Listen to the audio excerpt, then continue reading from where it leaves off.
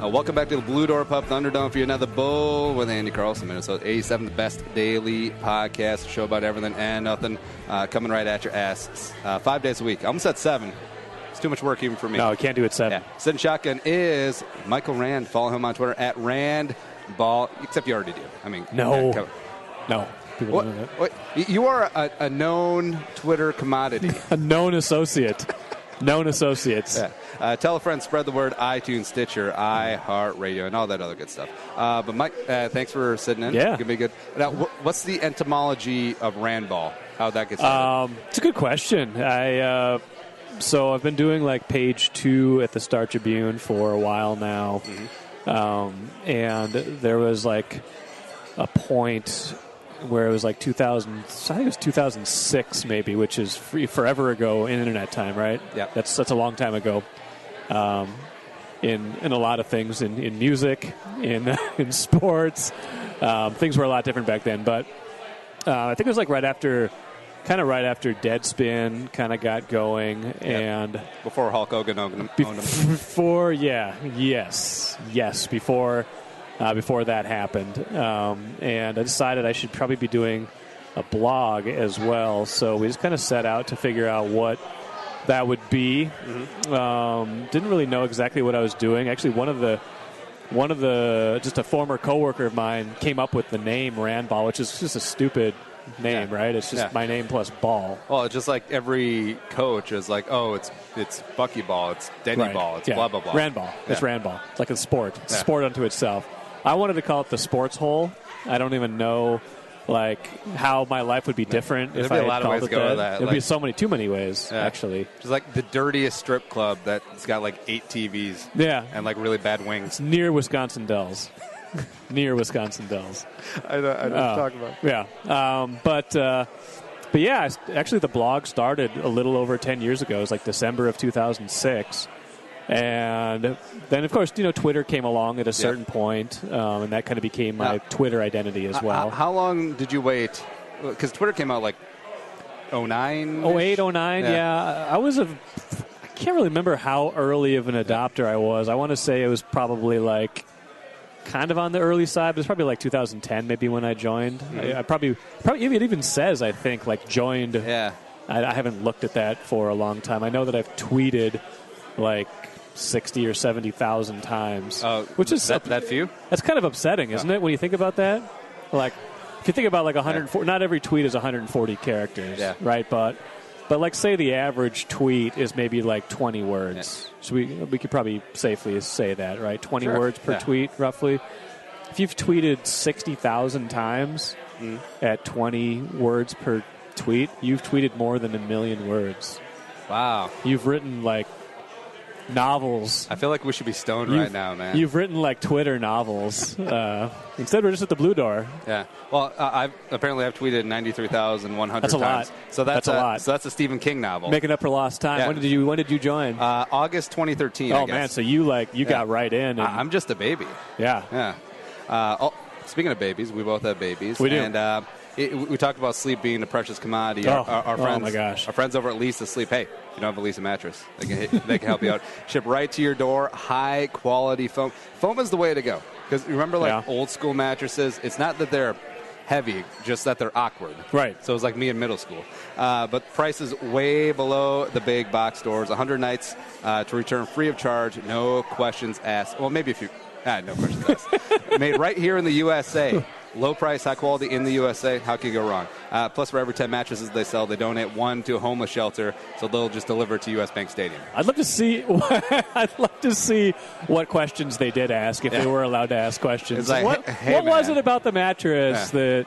It's like half of it's lit on fire. The other half is got like police tape around it, like caution, do not cross, investigation. It's like, hey, man. What's going on? What is going on? Yeah, I'm sure this is all in the copy, by the way. Is it? Lisa.com. And, hey, we're getting our code pretty soon. You'll save $75 off your purchase, already off the very low price. Lisa, Leesa.com. All right, so the kids. Yeah, kids, man. 200. You got 203?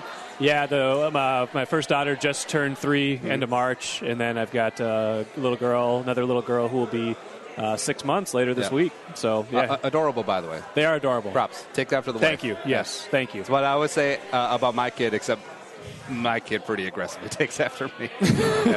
Yeah. She's got the wife's complexion, but that's about it. And it's two end of the line, stretching out to a triple. We don't know yet. It's a game time decision. Game time decision. We'll see. We're not getting any younger. Yeah. I mean, I just turned 40 in October, so I've got if we're gonna go for more, it's not a forever type decision. Now, see, I thought I was late in the game having a kid at 30. No, you're not late. You're early for this generation. I'm from small town southeastern Minnesota, right? Yeah. And I basically found out when I went to college, like, if you don't have a kid, 3 kids, a wife, and a double wide by the time you're 19, you're deported out of town. Right. Yeah. Yeah, we waited a while. My wife's a little bit younger than I am. She's a few years younger than me, but I'm 40, so I'm a man. I'm a man. Yeah. You would look great with the Mike Gundy mullet, by the way. I could do it. I could pull it off. You kind of look like Gundy. Do I? I kind of look like a lot of people. Kind of look like Twins pitcher Kyle Gibson. Actually, Rochester Red Wings pitcher Kyle Gibson. Oh, wah.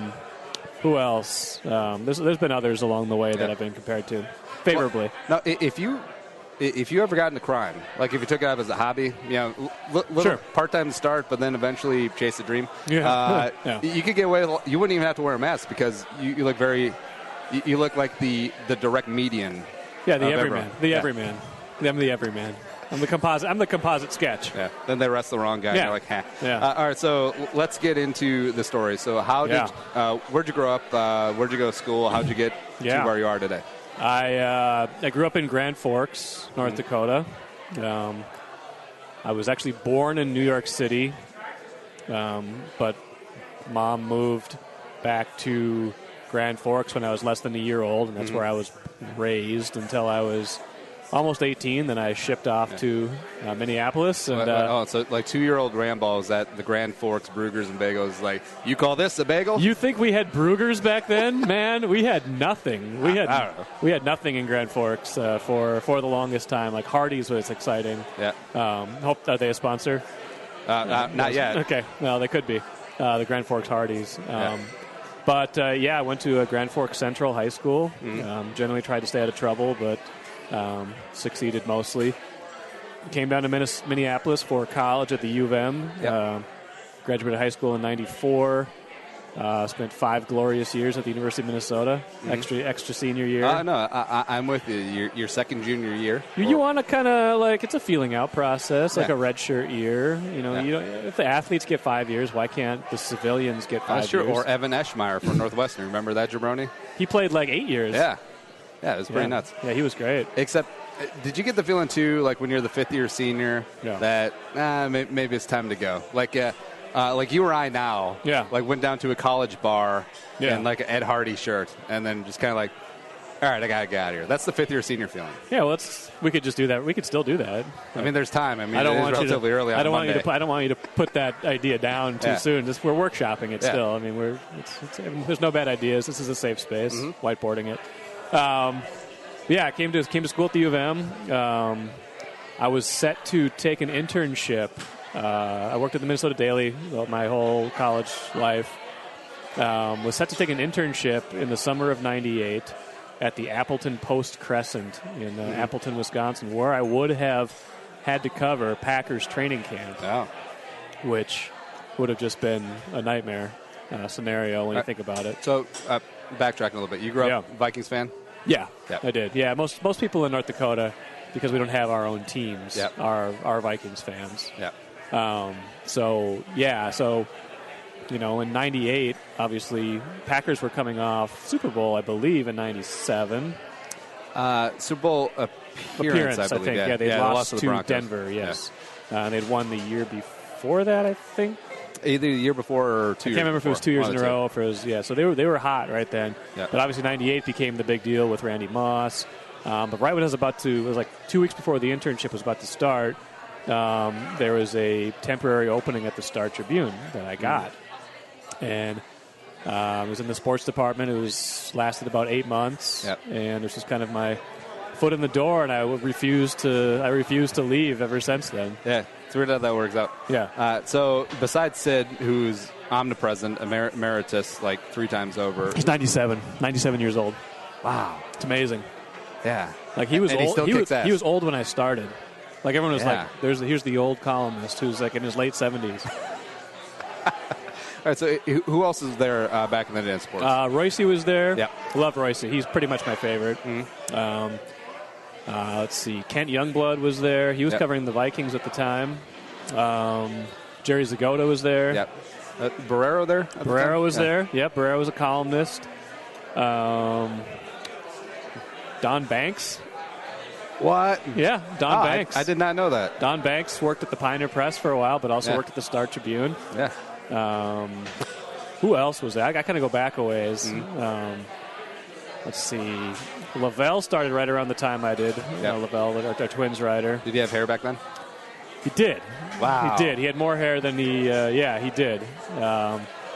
And I'm trying to think who else was there. This is kind of a while ago. You realize this. Russo wasn't there yet. That's Rachel Blount was there. Trying to think who else did the Vikings. Kevin Seifert got there not long after I arrived. Suhan covered the Vikings for that year. Oh, really?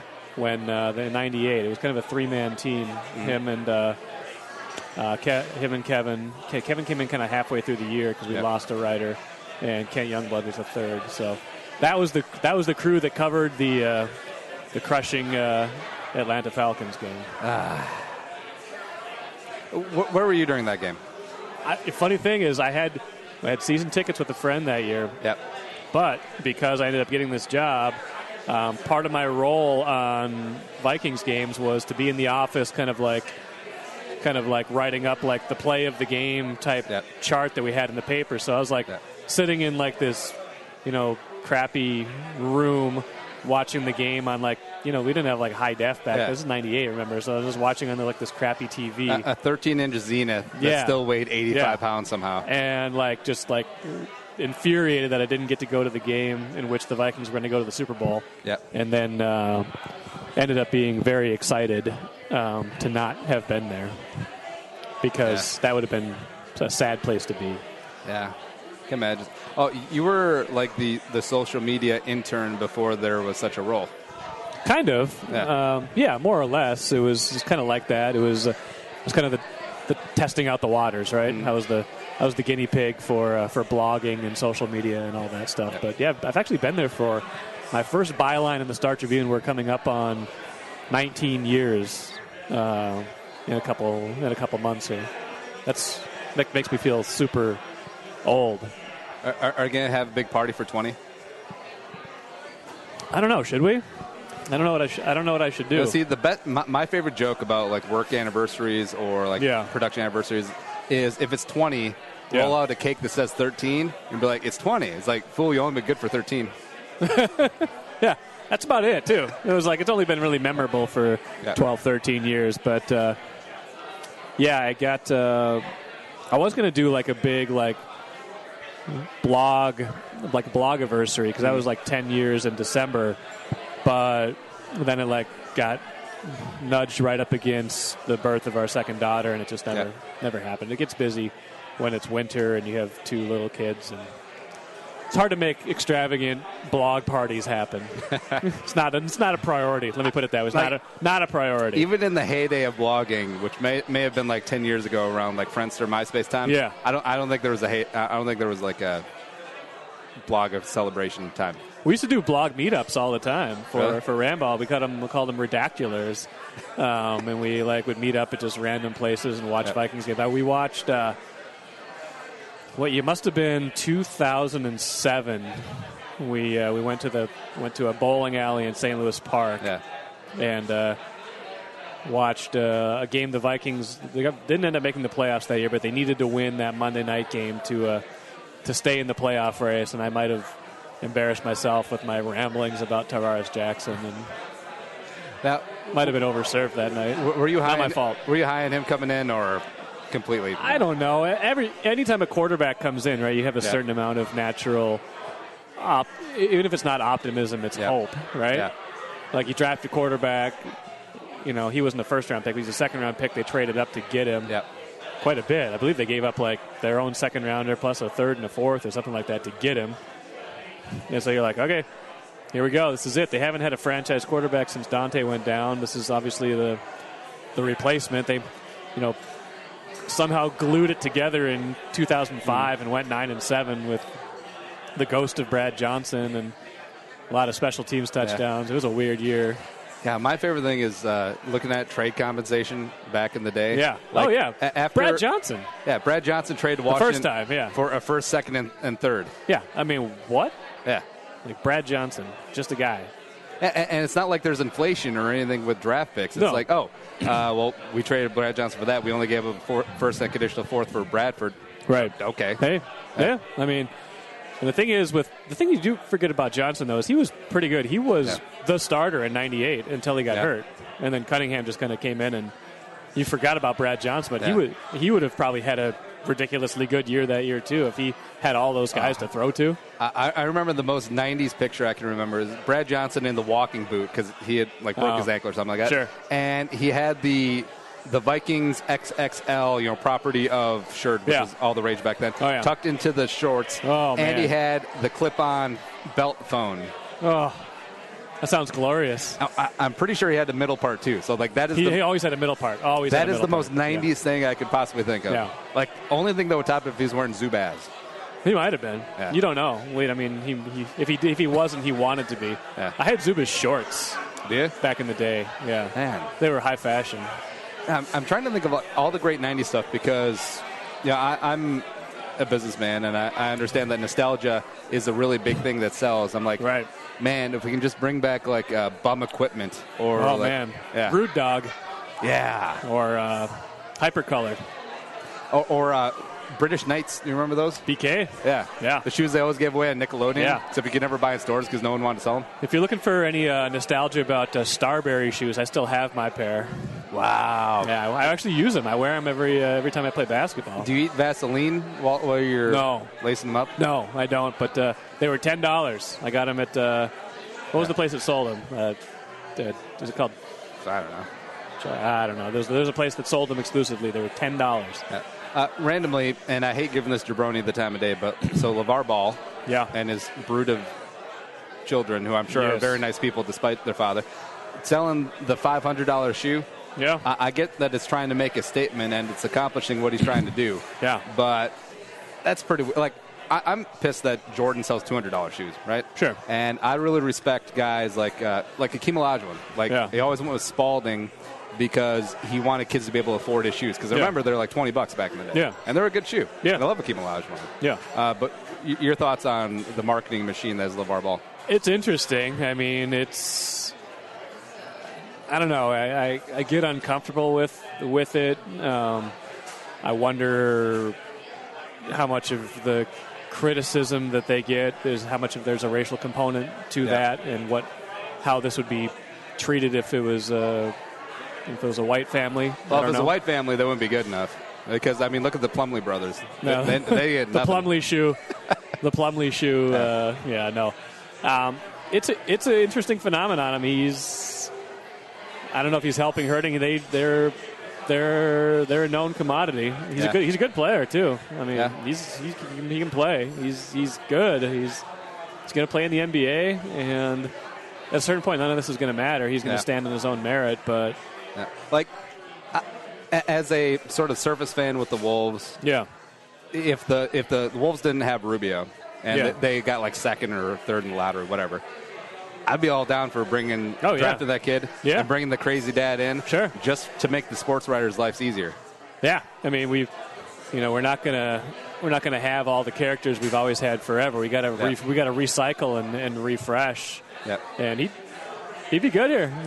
His game would translate pretty well to this team. Speaking of memory lane, taking out Favre, watch 09. We need to check the FAA down to Hattiesburg. The helicopter. Numbers. What's your favorite story that you've covered here? So, man, that was a big one. That year was something else. Like it's weird. I don't know if it's the time that passed, but I remember so much more about 2009 than 98. Even though, I was like 22, 23 in 98, like that should be the year that I remember. Well, you drank more back then. I did, yeah. But 09, like, I don't know what it is about it. Is the ending, the Favre, just the weirdness of it all, the fun, how fun it was. But that year, I don't know how you can really top that, and just the whole, like, run of stuff that happened that year. Like, you had that whole weekend where you had like the Monday night game with Favre in Green Bay. You had Twins game 163. You had everything happening at the Dome. Yeah, like it was like Twins' last game at the Dome. I mean, that might have been like the most fun time to be a Minnesota sports fan that I can remember in this in this last 10, 15 years. Of course, there haven't been a ton of great times anyway, but that year was one of my favorite years, just in general. 2003 wasn't bad either, though. I remember that year getting to cover. I took 2002, so it was 2002 to 2003. It was like the Wild, Twins, Wolves, all made it like to the conference finals. I was helping covering all those things, and just the nature of that. Remember when all the teams were pretty good? Yeah. Do you kind of remember that? No. It's hard. It was a long time ago. Yeah. And, it's funny going back to the 09 Vikings team. I have this theorem where sports fans, boy or girl, doesn't matter. Yeah. When you're about from 12 to 14 is like that wet cement time where it's like those sports memories are always going to stick with you. Yeah. And for me, it was perfect. 98, I was 13 years old, so that obviously always sticks with me. I'm thinking perfect until it wasn't perfect. Yeah. So there's a bunch of 21, 22-year-old kids where the 09 Vikings were that to them. Yeah, you're right. Yeah. Which probably explains the. Did you watch that documentary that kid in St. Cloud made, the Wide Left documentary? Parts of it. Yeah. I think that was his wet cement, because I think he's 20 right now, so he's right in that wheelhouse. And my moment is still, I grew up a huge Braves fan in North Dakota because they were always on TV. And so the TBS, the Superstation. So 1991 World Series is like everyone here's greatest moment and my greatest misery. I was a Braves fan in 91 because I was 14 years old. And so Game 6, you're like, how did that fat midget jump that high? Yeah. And Game 7, just, the whole stupid Lonnie Smith and getting faked out. Ken Herbeck pulled the guy off the bag. Everything that you think of as this iconic, great moment, I think of as terrible, terrible pain. Now, do you keep that as a secret? Do you like go to underground meetings? No. Do you have like secret signals like Hunger Games? People know. And I slowly transitioned to watching the Twins. Yeah. So I've always been on the wrong side of history. Yeah. I picked the wrong teams just inevitably. It's weird. I'll always wear a Braves hat. Yeah. Well, most of the time. Except it's not because I'm a Braves fan. Because of the A? Yeah. Yeah. This is how I roll. That's why I also have a Bama hat. Yeah. Huge narcissist. Those are very similar A's. Yeah. Surprised I haven't stepped on any toes. Yeah. It's hard to tell them apart. What's been your favorite athlete to cover? Oh, that's a good question. There's been a lot of good ones over the years. I mean, still covered the U of M women's basketball team in the mid-2000s before I started doing Randball. And one of my absolute favorite people all time to cover was Janel McCarville. Oh, yeah. She was just kind of a throwback. Like, she was a great player. She was hilarious, unfiltered. She gave great access. Like, I got to do a story about how, she just loved playing poker. And she would, go out to Canterbury at all hours of the night and just play. Yep. She was a regular out there. Everybody knew her. I wrote a big story about her playing poker, and it was fine. They didn't care that, they had an athlete with a reputation for playing poker. And she was definitely one of my all-time favorites. She was awesome. A lot of fun. Yeah, I used to partake in the poker back in the day. Yeah. Well, it's the best job in college because, you win beer money for the weekend and you're good to go. But I remember going out there, speaking of athletes out there, Antoine Winfield. Oh, yeah? Always just parked in the 30-60 game, big-ass headphones, giant hoodie. Man. Yeah, it's like, me and my friends are playing the 3-6 slumping or whatever. The 3-6, yeah. And then we just walk by the table, and, that's back when they had, the tan chips for the $10 chips. Yeah. And I just remember a stretch, we were sitting there for 5 minutes. and for like 4 hands in a row, Antoine just kept raking pot after pot, and he always said 2 pair, except he always announced it 2 per. For some reason, that always stuck with me. That's funny. Yeah, the guy was awesome, and I think that probably helped put him in my like top 5 favorite Vikings of all time. Just small guy, tough as nails, and team player, and also a bit of a degen. I respect that. Did you ever get out of the state and like find those no limit games? Oh yeah, in college and slightly after college, I made a couple of sojourns out to the desert. It's a frightening experience when you find yourself in the no limit game after you used to these nice polite 3-6 games. Yeah. Also, you're like, oh, okay, that's what we're doing now. Okay. Well, the thing about no limit is that the skill difference between the good players and the bad players, it's very disparate because it is big bet all the time. Yeah. That's why no limit actually died for quite a bit in the 80s, and then limit Hold'em, limit Stud, limit Omaha even became like the rule of the land because a little bit more gambling game, skill differences a little bit less. And keeps the fish in longer. But I think you're starting to see it now where no-limit cash games have died out in the past, 5-10 years. Yeah. So that's the poker podcast coming soon. Yeah. This is, story for another time. All right, so hopping back to the Vikings. Thoughts on the draft class? Better be good. It better be good because they need depth right now. If you look at what happened last year, and they got pretty well documented, right? I mean, obviously they had fewer needs, I think, or at least they thought coming off the 2015 season, so they didn't so much draft for need. But they needed Laquan Treadwell to play well last year, and he didn't. He was either hurt or ineffective for a lot of the year. And you add it all up, and they had by far the fewest number of offensive and defensive snaps from their rookies of any team in the NFL, and way fewer than they'd had, in the past. The past seasons under Zimmer, and even going back beyond that. So, when you look at the free agent departures this year, it wasn't like marquee guys, but, you start to lose guys like Red Ellison, Captain Munnerlin, just a bunch of, they jettison Charles Johnson, you lose Cordero Patterson. Even if they probably shouldn't have lost Matt Khalil, you lose Matt Khalil. I mean, suddenly your depth is challenged.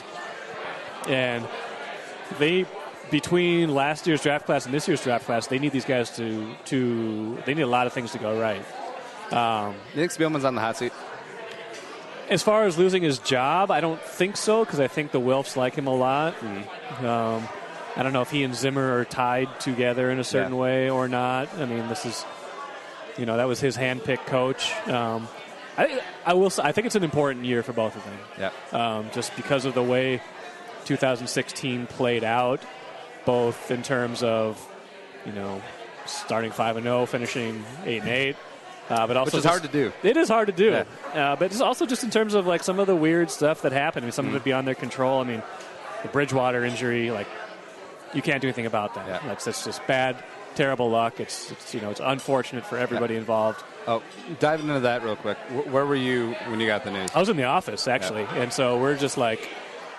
I'm kind of working online, and I'm like, see the first tweet. I'm like, Teddy's down, doesn't sound good. I'm like, okay.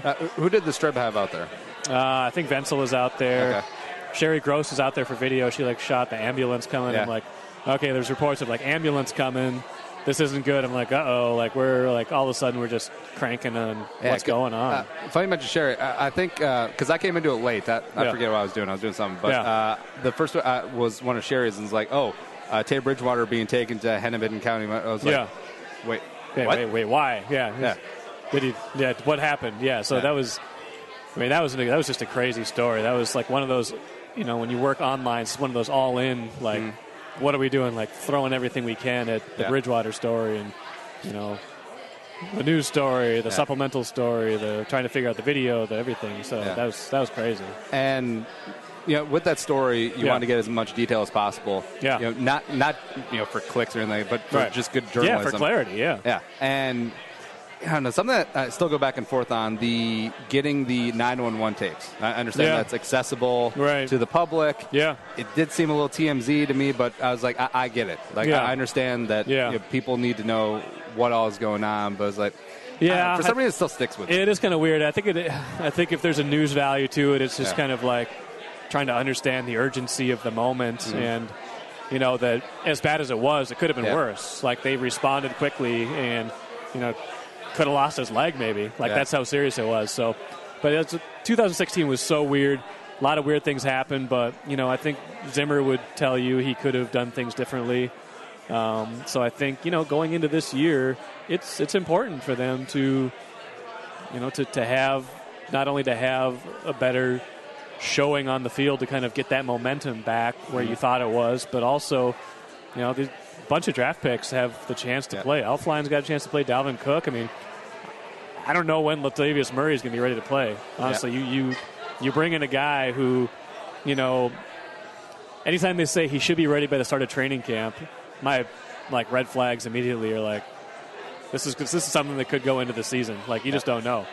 Well, that's what happened with Barr last offseason. It was like, he missed OTA. He'll be ready for camp. Yeah. Beginning of camp, where's 55? Right, exactly. Yeah. So we don't know. So, I mean, it's an important year.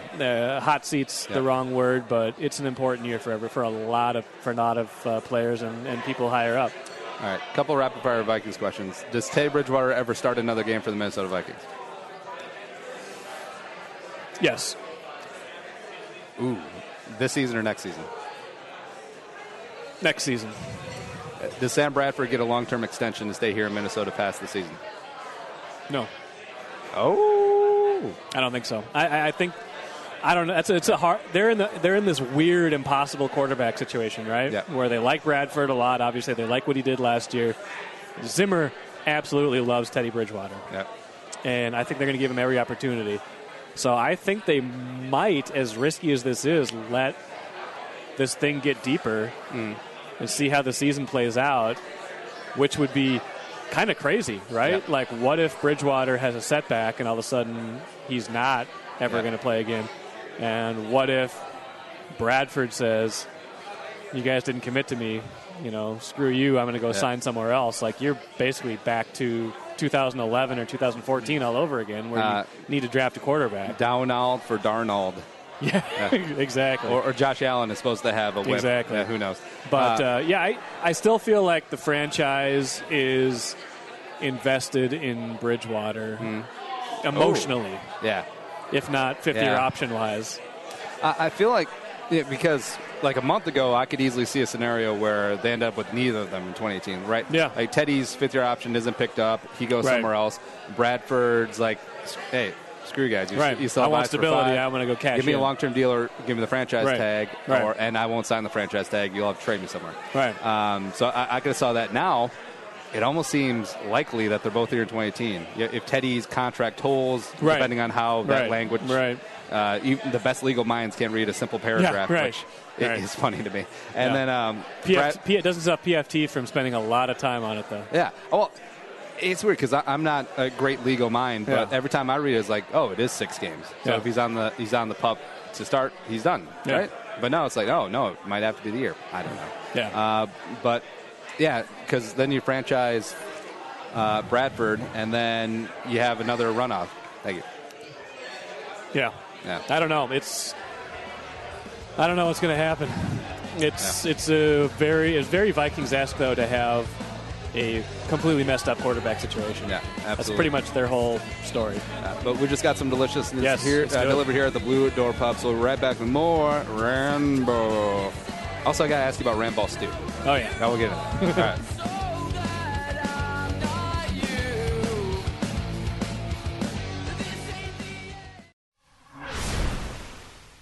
Andy Carlson here, Purple for the Win podcast, letting you know that we'll be here all off-season long talking the Vikings angle on everything. Combine, pro days, free agency, the draft, OTAs, training camp in 2017.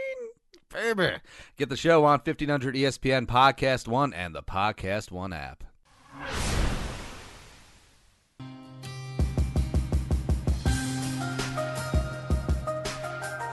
And come back into the Blue Door Pub Thunderdome. Yeah. We just had some deliciousness. I crushed the chicken did not die in vain. Yeah. Those were wings that were well spent. Well, Michael. Yeah. Michael James.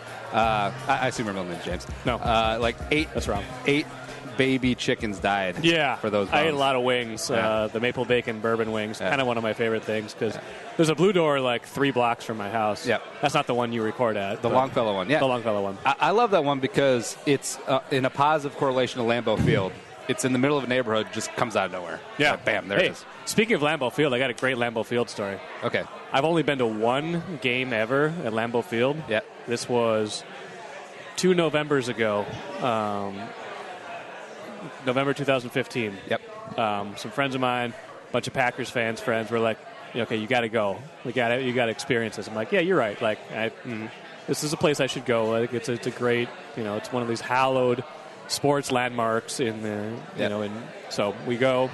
I get just demolished Saturday night. Like, of course, we make the slow trip from Minneapolis to Wisconsin on starting Saturday morning. I feel like it's a crime to not be drunk in Wisconsin on a Saturday. Like, cops go around and with the breathalyzer, be like, hey, you're below 0.1, man. But we hit 4 small towns in Wisconsin on the way to Green Bay. They're all small towns. So so I'm just kind of destroyed already by the time we get to Green Bay, and then I'm there with a guy who works for Surly, a bar owner, and another guy who works for Surly. So I'm with 3 professional drinkers who are all much bigger than me. So I must have had how many? I don't know how many drinks I had Saturday. 20, a lot. Yeah. Which is not how I live my life. It's the most drinks I probably had in the last 15 years. So Sunday, I'm just annihilated. I can't. Hair of the dog. All I can do at the Sunday morning tailgate, all I can eat is a pork chop. Yeah. That's the only thing that sounds good to me is a pork chop. And that's if you're trying to get rid of a hangover, protein's great in most scenarios, except you need some fat. You need some carbiness. So a pork chop. Yeah. A pork chop is good. Right. We go into the game. I start to rally a little bit. And I don't know if you remember this game. They're playing the Lions. And yes. Yes. It's the first time that they won at Lambeau in 20 years. It was the first time they won at Lambeau in forever. Yeah. And the Lions tried to give the game away 8 different ways. And finally, they'd given up an onside kick and all this stupid stuff. And Mason Crosby is lining up for a 48-yard field goal, kicking directly into the goalpost where we're standing. And I'm like, this is going to be the worst thing of my life because I'm hungover and I don't want the Packers to win. And he completely shanks the field goal, kicks it directly into the ground. He became OG Mason Crosby. It again. was I leave there one of 12 happy people out of 65,000. It was amazing. And then we went out to a bar later, and these girls from Iowa showed up, and they had ripped their pants because they had gotten to the bar by running across the freeway and jumping across the chain link fence. Oh, well, that'll do it. So, I wasn't the worst one there. This is the best Blue Door read ever. Get on down to sorry. Yeah. No, it's good. Speaking of which. I love things being organic. Speaking of which. If you want to have 20, they may stop serving you at Blue Door because they're responsible people at all 3 locations. St. Paul, Longfellow, and University on Coma. Right now, the Blue Sea of the moment, the bomb, Bangkok. I know what you're thinking. Coconut-soaked mozzarella stuffed in that burger, pickled veggies on top, and curry. I'm slowly been getting into curry. I'm a bit of a gourmand. I used to work as a chef, but curry, incorporating more. And turmeric's amazing. Yeah. So get on down to the 3 Blue Door Pub locations for the Bangkok Blue Sea. Hit at also the new tachos is the Sacre Bleu tachos. You'll figure it out. TheBDP.com for details. You know the drill. All right, so Randball Stu. Yeah, great guy. Who is he? What does he do? Steve Newman. Yeah. He announced himself to the world a few years ago, I think, when he started working for Minneapolis Public Radio. He has since, within the last 2 or 3 months, works for Surly now. Wow. As writes a lot for them, does a lot of their social media. Basically, like an awesome job. Stu is like legitimately one of the funniest people I know, and I only know him because he started commenting on the blog.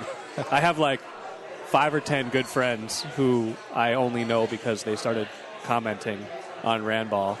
Now, early in the days of like good, like funny commenters. Before it was like don't read the comments. Yeah, there was good comments. Yeah, that's a love story you couldn't start today. No. Yeah. So like the good commenters back in the day were like Stu, John Marthaler, Brandon Broxy, this guy Dylan, bunch of good for Clarence Swamptown, of course. Yeah.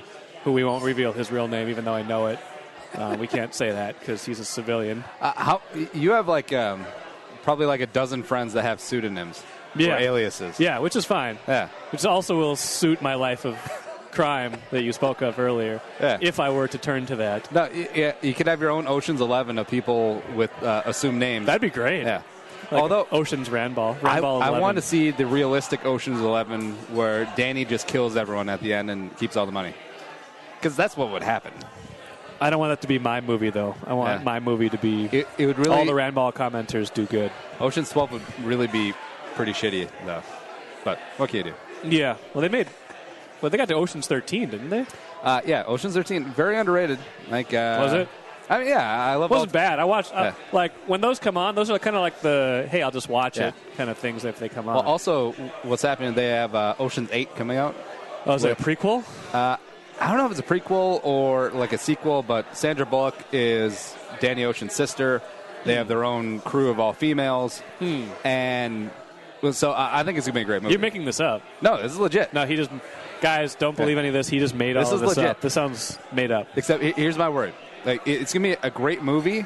Okay. But people are going to be like, oh, the critics only like it because of the backlash because of the Ghostbusters remake, right? Right. Where it's like the all-female cast. It was a terrible movie. Right? I didn't see it. I'm a big Ghostbusters fan, and it was like ground zero terrible. Like, yeah, completely, but you couldn't say that. Yeah, because you can't say it because then you're sexist. Right.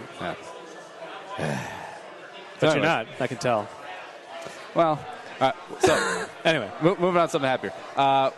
What's been your favorite vacation? My favorite vacation? Yeah. Oh, man. I love to travel. Like, my wife and I go tons of places. That's obviously changed a little bit in the last 3 years and 2 months since the birth of our first daughter. But we're actually planning maybe a big trip with both kids this summer. We're just going to go for it. We're going to drive out west. Yep. Okay, I've got a couple favorite trips. 2012, she and I went to Ireland. And Sunshine State. Sunshine State, yeah. Ireland was never sunny. No, it was sunny some of the time. My wife was in a graduate program at the time and got the opportunity to do a graduate class that involved like a 2-week trip to Ireland. Yep. Which is completely made up. It's fabricated. It was not work. Yeah. To this day, I believe this was not work. But we made it into kind of a half school, half vacation where, we went and spent a bunch of time there. Then she did some school stuff, and I went and did my own thing for a few days. I went and golfed in Ireland. I went and drank and watched soccer. It was amazing. Just a really cool island. People are fantastic. The thing I love about going to Europe too is we've gone to Europe 3 times. I've never once gotten a car. We don't drive. We just get trains and buses and you don't want to go Matthew Broderick on the bed? No, I don't. That's a very dated reference. Google it. Yeah.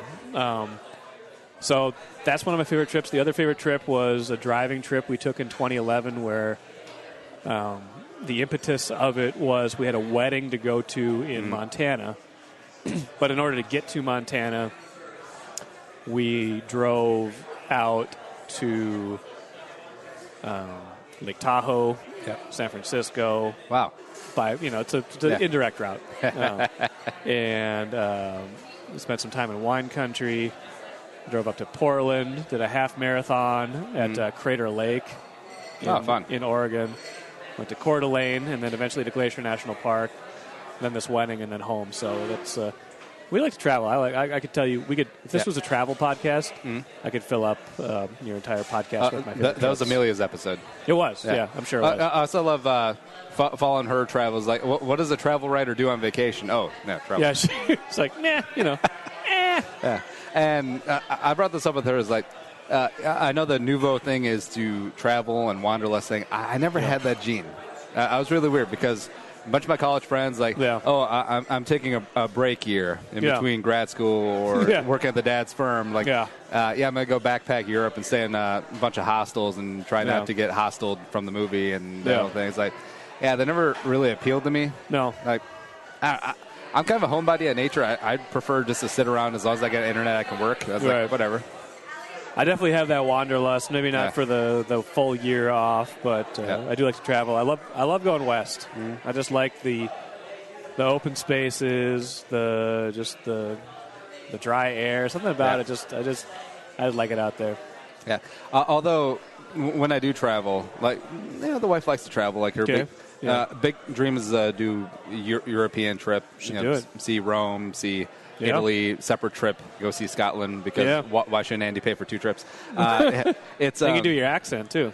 Oh, there we go. Except I'm such, like, the ugly American type traveler. It's like, we can stay in this Italian villa where they've been living ever since Vespasian, the emperor. Is like, is there Radisson around here? Is there? I mean, come on, man. Is there any chance we could? I mean, is this like continental breakfast somewhere? Well, I'm a juxtaposition there because I'm a foodie. Like I will try anything from anywhere. Like very adventurous in that aspect. Then the wife is. We'd be in like Singapore. Yeah. And we have this great chicken rice that's been passed down for like 7 generations. Yeah. Like the same recipe every single day. And then she'd be like, "You any tenders?"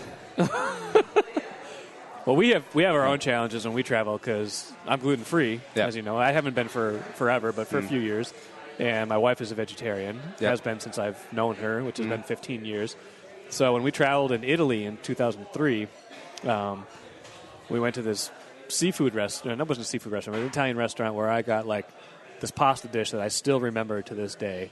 Just all these amazing, fresh seafood and just fantastic. And she got her own dish. It wasn't a pasta dish, but she swears that is the dish that made her sicker than anything she's ever experienced. So, my highlight of the trip is her extreme low light of the trip because she's convinced that her food somehow got contaminated with the meats of my food. She has theories about meat and making a vegetarian sick. Because you're not used to the enzymes. Digestive enzymes, yeah. So, I let her have it. I think it's probably true. You mentioned gluten-free. Now, in my youth, in my younger days, of like 28. You're like 10 years younger than me, so... I'm going to be 32. Okay, well... my hairline says otherwise. You have a much better hairline than I.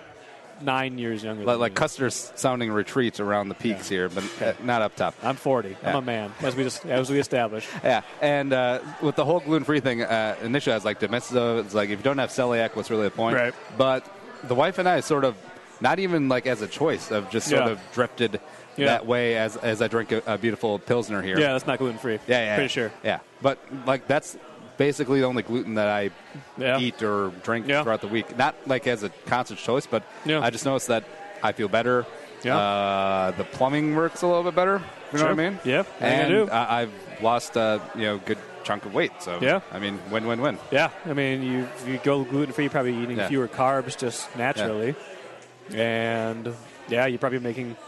I think it forces you to make slightly healthier choices overall. I say that after I just obliterated a pile of chicken wings, which is not a healthy choice, but you basically kind of takes fast food off the table. Like you can't go to Wendy's. Yeah. Well, here's my thing. Like I'm always about reverse engineering where society is headed. Right. And I would just start up a healthy fast food place that literally just serves like grilled chicken breast. You should. Yeah. Yeah. Like grilled chicken breasts, like green smoothies, like big ass, not like McDonald's salads, but actually like soup plantation type salads. Yeah. That's what everybody wants. Fast casual these days. That's why like Chipotle has thrived. Yeah. And like every conceivable everything downtown these days is like It's not, $5 lunch. It's, $8 to $10 lunch, but it's fast and it's healthier, and that's what people want. Yeah. Smooth segue. What's your favorite Sid story? Oh, wow. Like if you had one story to tell, okay. like your great grandkids on your knee, like great grandpapa Randball. Please tell the story. Okay, I guess I've got two. Yep. The first involves the very first game the Vikings played at TCF Bank Stadium, which was in 2010. You'll recall. It was Brett Favre's last game. The Corey Wooten high water mark. Yes, Brett Favre got smashed to the turf, which was not heated at the time. Yep. Got a concussion, I think, and it was his last game ever. I walked out of that game with Sid and tried to help him find his car. And it was, I don't know if you went to that game, but it was so cold that night. And I basically walked around TCF Bank Stadium for 20 or 30 minutes trying to help Sid find his car. But the lasting memory is of, probably would have been 2015 when we had a wager. Would Adrian Peterson ever play for the Vikings again? Oh, yeah. I was on the side that, no, they were going to trade him. I was pretty sure that this was it, that, whether it was because of the off-field stuff or whether it was just because he's a 30-year-old running back and it was time that it was going to end. And he was adamant that, no, he was coming back, they're going to get through this. And so we bet $1, $1 American dollar. Yep. And, of course, I lost. And not only did he make me pay up, but when I gave him the $1, he made me sign the $1 with my name and that I was wrong about the Adrian Peterson. Which is technically a federal crime. Defacing currency. And I committed a federal crime, signed it with a magic marker, and it's still on the door to his office, along with some of his more treasured letters from Roger Goodell and senators and things like that. So that's my Sid story. I mean, he should have his own 30 for 30, and I think eventually he will. But he just had his own NBC did a big segment on CBS Morning. CBS, show. You should have. I mean, that was nice. It was but it was too short. 30 for 30 would be a guy who came up was best friends with Bud Grant in college. Bud turned 90 later this month. Yeah, I mean, just amazing runs. Yeah. He partially owned the Lakers? Mm-hmm. Ran the Lakers while he was the sports editor at the Minneapolis Tribune. Now, when they moved, was he cashed out? I think so. Yeah, I don't know exactly all the particulars of that. Yeah, I don't know the particulars of that arrangement, but I think at a certain point it became taboo for a newspaper man to also work for a professional team that he covered. Well, I don't know. I don't know. Since wages are what they are in the journalism profession, it's a shock that every single sports team isn't owned by it. We're flush. We got to. Yeah. I need deeper, bigger pockets to hold it on. Since you're on the digital side, what does big traffic? And not getting into clickbaity stuff, but what are the main topics that people drift to? Vikings, just as a general topic, Vikings. People could not get enough of the Gophers softball team getting snubbed by the NCAA tournament committee. That was a huge deal. Anything Vikings with a news edge to it or a controversy edge to it. I did a interview with Samantha Ponder a few days ago where she talked about how awful things were in Minnesota. Yeah. So bad that she and Christian kept their first pregnancy secret because they didn't want people to know about it because they were such jerks. Yeah. That things like that do well. The Bridgewater thing last year was just. We'll never experience anything like that, or things like that. The Michael Floyd traffic, I'm that sure, was big. Not like Bridgewater though. Yeah. Floyd was big, but nothing like Bridgewater. You have a guy that, a guy like that suffers an injury like that. It was amazing. Now with the Ponders kid, I'm confused. Mm-hmm. Cutest kid in the world. Yeah, but is her name Scout or Bowden? Her name is Bowden, but her nickname is Scout. Oh, well, there you go. Yeah. So her name is Bowden St. Clair. Yeah. At least it didn't play under Jimbo. No. Yeah. I think she'll be 3 pretty soon. I don't know if Samantha's had her next baby yet, but that was like, when I talked to her, she was due like any moment. Yeah. Any moment. Yeah, I think it's super cool that she's taking over for Berman on Sunday Countdown. Like, she seemed pretty excited about it. Yeah. She's ready for it. Like, very well deserved a pro, and you can going back to the whole sexism thing. Like, it works for men too. Like, especially former athletes, where they get by on their name, or non-athletes that get by on their looks. Yeah. They're like, oh, I don't need to get the work because camera right there. Right. But yeah, Sam puts in the work. She does. It shows. Yeah, she's good. She's very articulate. Both on TV and in interviews. She's candid. She's smart. She's sharp. I think she'll do well. And I don't think Christian's ever going to play again. No, doesn't seem that way. It was a good run. Yeah. Was it a good run? Well, I'm sure he could get like a third-string job, like in some jabroni place around the league. Right. But kind of what he got last year, right? But he barely he didn't take a snap last year, did he? Yeah. Did he? Well, it was San Francisco, right? Where he ended up? Because it was Denver 2 years ago. Yeah. Where he had a cup of coffee, and they're like, oh, does he get a Super Bowl ring? Right, yeah. But, yeah, he could take a journeyman backup job somewhere, or maybe go the Spring League or CFL. Right. But then, you're away from the kid. Right. You already made some decent bank. The wife is bringing in money. She's away during the football season. Yeah. And at some point, dollars be damned. It's quality of life. Right. Yeah. Yeah. And plus, you and I know, like, the years of the kids in their very young years, it's formative years, we call them. Cliche, you won't get back. You won't get them back. Yeah. No. Just like some of those passes he threw. Won't get them back. Yeah. I remember, like, when he came in, Donovan Fatnab was bad. So he came in. Yeah. And, like, on third down, on, like, 3rd and 7, he scrambled for the first down after the first read wasn't open. Look at him. He's heady. Yeah, this is what he does. And then, like, 2 years later, when the first read isn't open, he just runs, doesn't he? Why don't you go through his progressions? Come on. Yeah. No, it was unfortunate because he's a good guy, too. Like, he's a super nice guy, well-spoken. Yeah.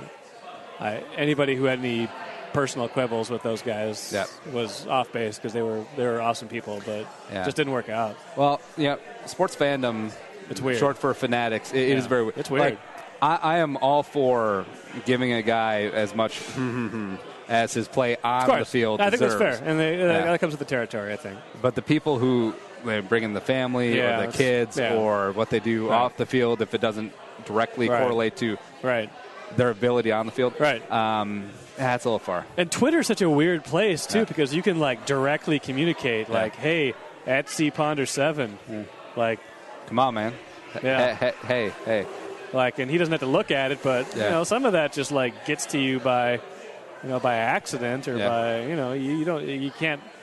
It's one thing to like have fans yelling at a game. It's just kind of noise, but on social media, it's pretty intimate. Well, I'm sure you've had this too. I'm sure people like at you on Twitter. It's like, oh, this piece sucked. Burn in hell. That was me. That was me this morning. But that wasn't very nice. I feel like there's been an arc where and Twitter came out, got big, and then it was like, oh, all this backlash. Right. And by meaning backlash, you just mean like a dozen tweets of like, oh, this is really bad stuff. But then I feel like we turned the corner. It's like, oh yeah, these people don't matter. Yeah. I think that's true. I think people kind of filter through that at a certain point, but. Yeah, it's a weird it's a weird place. I mean, because nowhere in human history has there been a spot where you're getting direct feedback from another human being where they have no repercussions, especially if they're an egg or like an empty avatar now. Yeah, there's just you violate the terms of service, you just create a new account and off you go. I know that because I have a lot of shadow accounts where I at people. No, I don't do that. That would be good though. That should. That'd be next level stuff. Speaking of next level. Week 1, Monday Night Football. Yeah. At the USB, which I'm still trying to get to be a thing. But Adrian coming back into the Saints. Unbelievable, right?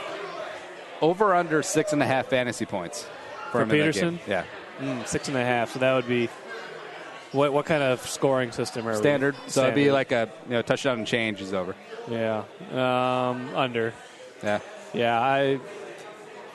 I just don't know how good he is anymore. Yeah. I mean, I would never, look, you never doubt all-time elite athletes, but like from a football standpoint, the Vikings are better off without him. Yeah. Like I think they would have been better off last year. It was just he doesn't fit in the modern NFL. Like he's so one-dimensional. What he did well was amazing. Like he's just one of the greatest pure running backs of all time, but he could never pass block.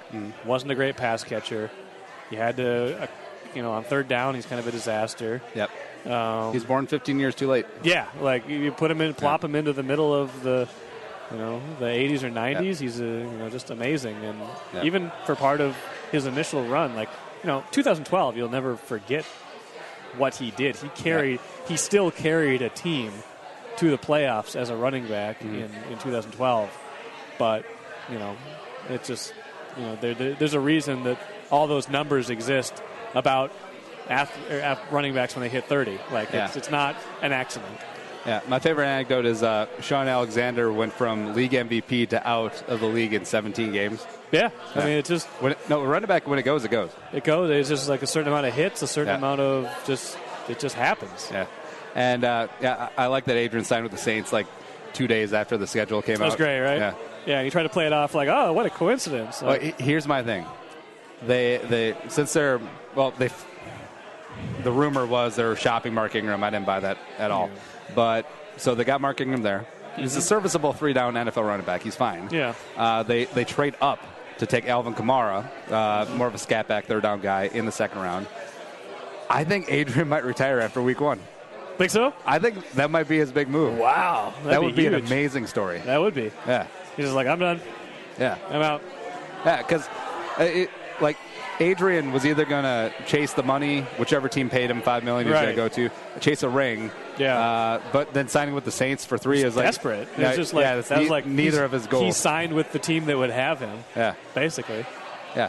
And I think he will get a touchdown in the first game, but that's because the Saints will force feed him within the 5. Yeah. Maybe. Yeah. But it'll be like Vikings 30, Saints 7 at the time. Yeah. Final score of Vikings 30, Saints 13. He gets a late touchdown, and then the reporters eight carries for 21 yards and a touchdown. Yeah. Adrian, what do you think? How do you think the game went? I think it was the greatest game of all time. I really loved the game plan, and it went out. It just came out very well. Yeah, really. I'm going out on top. Yeah. Well, we'll see. I don't know. I don't know what his. Maybe it'll prove us wrong. Maybe it'll be a spectacular flame out. Yeah. Who knows? But all right, 2 more items, then I'll get out of your hair for this evening. But future journalism. Yeah. Everything. A lot of things moving to digital. You position yourself very well. Newspapers. Right. Leverage, baby. Newspapers not dying. There's always be room for good journalism, but it's just shifting. The battlefield or the medium that people take it in. What do you think journalism is going to look like in, say, a decade? It's a hard question. I mean, so much of our revenue is still derived from print at this point, and subscribers to print. And there's still a value in that. I mean, we've expanded some, print offerings even. We have a new Star Tribune magazine that debuted earlier this year. So it's kind of hard to say. It feels like everything's just kind of becoming a little bit more fragmented. And maybe there's this understanding to a degree that maybe you're not serving specifically different audiences, but you're serving different needs online versus print. I read both, but I probably read for different reasons from time to time. I have a little more time, I can open up the newspaper, just take a look. And do you do it for that Sunday morning feel? Sometimes, yeah. But I know my own habits. I read print less and less just because I read so much on my phone. I think the phone is really the big game changer, right? Yeah. If it was just still print versus your laptop, you still have that kind of it's still a committed choice to sit down at your laptop and read something. When you got it on your phone, you're just almost getting hit by a car, but you're reading a story. Yep. You can just carry it with you. So, I think the future of journalism is, it's still going to be quality storytelling. I mean, I dealt some with this year because I was teaching a class for the first time. I was teaching a class at the U of M this year on sports writing. Hey. So, we're dealing with some of those topics, what are you guys going to be doing? What does your future look like? And Excuse me, Professor. I was a professor. Hey, I'm a free writer on Bleacher Report, and my article, 7 Reasons Why Teddy Bridgewater is Done, got 1 million views. So that's the future. That's the future, right there. I gotta hope not. Yeah, I don't think so. I think, I think we're kind of a little bit past that, where we're kind of people understand that it's not just quantity. There's people. There's a lot of options. You don't have to read crap. So I think the standard is a little bit different. But what medium it looks like in a decade is so hard to say. I don't even know if it's important though. It's going to be whatever it is, as good as it can be. Give me a year estimate of the last print edition of the Star Tribune. You could say like 2109. Yeah, no, I don't think it'd be that far down the road. We might run environmental issues. I'll say, what year? Let's see, what year would I possibly retire? And then like a year later than that. No. Let's say 2150. 21. Wow. No, 2050. Sorry, 2050. 20. That's still relatively close. Yeah, it's like 20, 30, 33 years. Yeah. And, maybe like daily thing, I bet you like they'll scale it back to Sundays only, and then eventually be like special edition covers only. Yeah, papers that have done that though, that's not been good. It's kind of all or nothing. You scale back to 3 days a week, you lose. Yeah. So. Yeah, but like you said, quality will always trump out because we talked about how people shifted with Twitter, and initially, like when the internet and the site aggregators and the slideshows counting as 12 clicks. Right. I think people are past that. Yeah. I think people realize that it was like, oh, guess what Coach Del Rio said about blah, blah, blah. And it's just a tweet and then like 50 words put on a blog. I think people are done with that. Yeah. And it's good, you have quality writing at the Star Tribune, at the Pioneer Press in this town. We still have a great 2-newspaper town here. Yeah. You don't have to compliment them. It's okay. And then, like, what's going on with Washington Post, New York Times, like, good reporting, it will always have its place. Yeah. But, I mean, it's just in a pivot point right now. Well, and what's fascinating is like that people will actually pay for digital at this point, not across the board, but like StarTribune.com has almost 50,000 digital subscriptions now. Wow. I mean, that's a lot. Like I had never thought we would like get to the point where that would happen, but it's kind of like the music industry, right? Like forever people were getting it for free. They were just like ripping it off, and then all of a sudden people were like, yeah, okay, I'll pay $1 for this song, and then it just kind of became the standard. And then or like when it went from radio to TV, right? Like CBS, NBC, they pivoted. The other big radio networks, they didn't. Yeah, you got to be able to do it. You got to be able to understand where the market's going, and try to stay ahead of it. The problem is these days it moves so fast. Yeah. Like the pivots feel like they happen every 6 months instead of every 5 years. So you got to get on Snapchat. That's the next battleground. I don't like Snapchat. Yeah. I don't get it. Yeah, we'll get that. I don't get it. Last one. What's the one thing that you still want to accomplish professionally? Oh, man. I'd like to write more long-form stuff. I haven't done a lot of that lately. I've done a little bit, kind of when I can. I'd like to do more of that. And I'd like to write a book someday. What would be the topic? I don't know yet. Maybe, I don't know if that's so much professional as a personal goal. I've got a lot of book ideas. I don't have a lot of book Fiction, time. nonfiction? Either. Yeah. I've got ideas on either side. See, this is the thing, like when the girls are out of the house and they're off to college. Yeah. When is this? Oh, okay. Yeah. And then you get the summer house up in the North Shore. Yeah. Yep, I'm with you. And then you're like, here we go. Yep.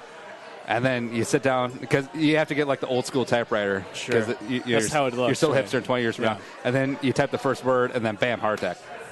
No, I'm healthy though. I know with these wings aside, I don't think the heart attack is in my game plan. But you never know. Who knows what's around the corner. Knock on wood. I hope I didn't put a fatwa on you about a heart attack. I think we're okay. Yeah. All right. He's Randball. Follow him on Twitter at Randball. Digital sports section of the Star Tribune. Really appreciate it. Oh, yeah, that was fun. And X's Vikings podcast. Yeah. Sans Benzel. Very sad. I'm not podcast. This is not a one podcast town. There's lots of there's lots of room to go around. That's right. Except I have half of them, so that's how it goes. All right, nice. Mike, appreciate you. Thank you. And big props to Randball coming in. And, Mike's all about the fun. I'm sure he would love to partake in the Pedal Pub Twin Cities that we got coming up. And I'm doing it for my birthday. It's the dyslexic golden birthday. Yeah, if you want to think about that. Coming up in June, it's going to be awesome. We're doing Sunday Fun Day. And, hey, if you sign up with them for the Sunday Fun Day package, you get $90 off your order. That's a fantastic deal. And you can have groups up to 48 of your closest friends. Just kidding. You don't have that many friends. Actually, you probably do. You're probably a very nice person. That's why you should get a pedal pub for your friends. Foot the bill in Uptown, Downtown, Dinkytown, St. Paul, Northeast. They got pretty much every route in the metro area. It's really nice. Get out, enjoy the Minnesota weather while it lasts, and do it on a pedal pub. Get a little bit of mild cardio and imbibe in some of the Twin Cities. Fine watering holes. And just have some fun. Birthday, bachelor party, outing with old college friends, work event. Do whatever you want to do. Hit it up. Pedalpub.com. Pedalpub.com. And we're out here for today. Subscribe on iTunes, Stitcher, iHeartRadio. And also check out our YouTube. And also, the Purple for the Win YouTube. Daily-ish content coming out every single day. And, we're just trying to scratch that football itch. That's what we're doing and having a good time there. Thanks, producer Allie, for making me not sound so stupid today. But for Michael Randball, I'm Andy Carlson saying, and Young, sayonara and bye-bye. We'll talk to you tomorrow.